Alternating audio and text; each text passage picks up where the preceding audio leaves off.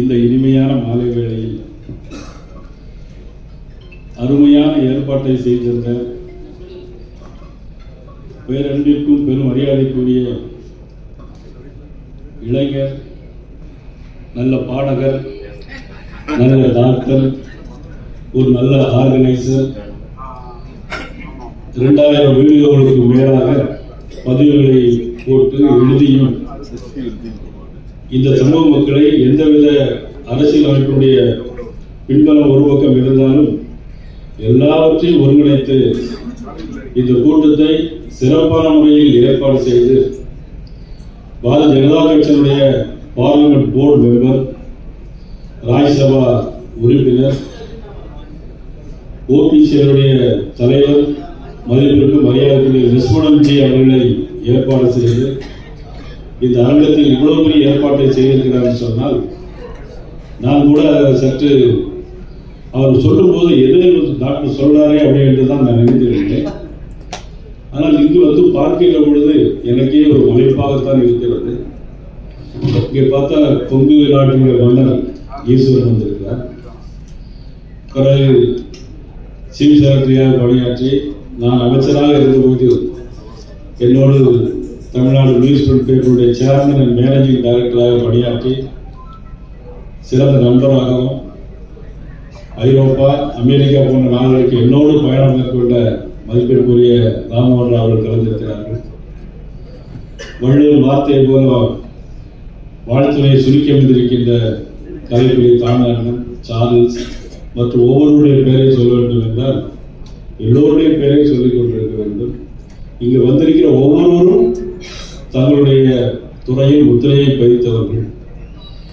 ஆனாலும் இன்னும் என்ன முத்திரை நமது இனத்திற்காக வேண்டும் என்பதற்காக இந்த கூட்டத்தில் கட்சிகள் மாறுபட்டு, இனங்கள் மாறுபட்டு ஒரு மனதாக இந்த நிகழ்ச்சியில் வந்து கலந்திருக்கின்ற முரளி யாதவ் உள்ளிட்டவர்கள் அனைவருக்கும், பத்திரிகை நண்பர்கள் அனைவருக்கும் எனது பணிபுரிந்த வணக்கத்தை நான் தெரிவித்துக் கொள்ள கடமைப்பட்டிருக்கிறேன். மதிப்புக்குரிய திரு ராமமோகன் அவர்கள் தெளிவாக எல்லா விஷயங்களையும் பேசினார். அரசாங்கத்திலிருந்து பணியாற்றி அனைத்து விஷயங்களையும் தெரிந்து கொண்டு இங்கே சொன்னார்கள். நமது ஓபிசி மோர்ச்சா என்பது இந்த மிகவும் பிற்படுத்தப்பட்ட ஆணையம் 1953ஆம் ஆண்டு ஏற்படுத்தப்பட்டு 1961ஆம் ஆண்டு மறைந்த பாரத பிரதமர் நேரு அவர்களால் நிராகரிக்கப்பட்டது. காங்கிரஸ் அரசாங்கம் அதை நிராகரித்தது. பிறகு நமது மாண்பு பிரதமர் அவர்கள் வந்த பிறகு அரசியல் திருத்த சட்ட மசோதா 123 படி இதற்கு ஒரு ஆணையத்திற்கு, ஓபிசி மிகவும் பிற்படுத்தப்பட்ட ஒரு ஆணையத்திற்கு ஒரு அங்கீகாரத்தை வழங்கிய மாநில தலைவர் யார் என்று சொன்னால் நமது பாரத பிரதமர் நரேந்திர மோடி அவர்கள். இது அரசியல் கிடையாது. ஏன்னா இதில் அரசியலுக்கு அப்பாற்பட்டு எல்லோரும் கலந்திருக்கிறோம். அதனால் நான் இதில் அரசியல் ஒன்று சொல்லக்கூடாது.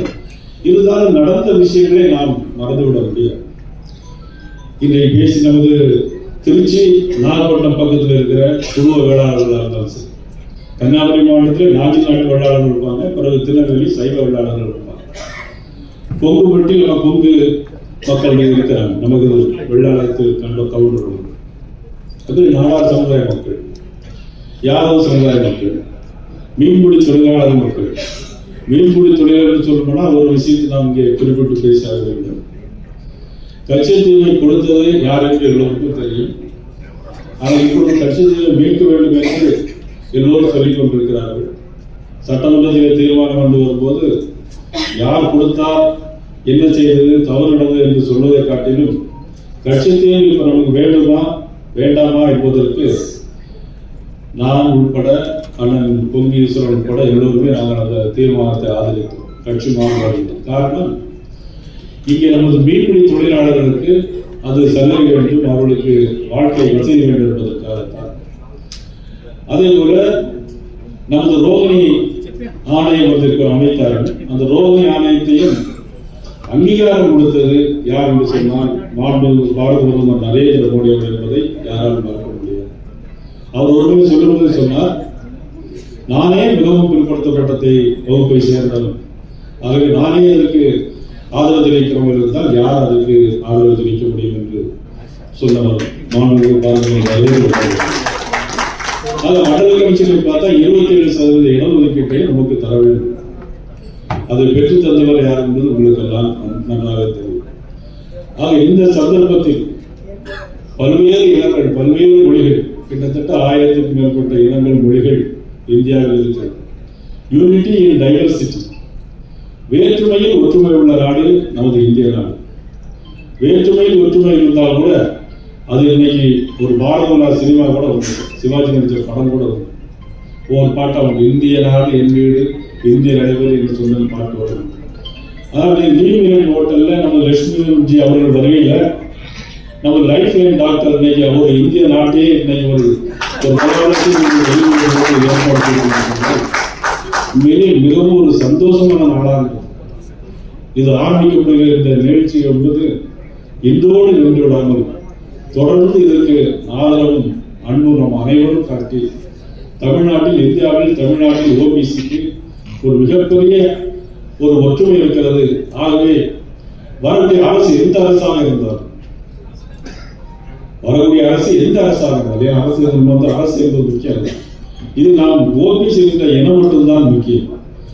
நமக்கு யாரெல்லாம் ஆதரவு தருகிறார்களோ, ஆதரவு தெரிவிக்கிறார்களோ அவர்களுக்கு நாம் ஆதரவை கொடுக்க வேண்டும் என்று இந்த நேரத்தில் அனைவரையும் அன்போடு கேட்டு மீண்டும் ஒரு முறை உங்கள் அனைவரையும் நான் ஒரு குடும்பமாக, பல தாய்ந்த வீட்டில் பிறந்தால் கூட ஒரு குடும்பமாக ஒரு குடையின் கீழ் இருந்த லீவியர்களின் ஹோட்டலில் ஏற்பாடு செய்த அன்பு தம்பி லைஃப் லைன் டாக்டர் அவர்களுக்கு மனமார்ந்த வாழ்க்கைகளை பாராட்டுகளை தெரிவித்து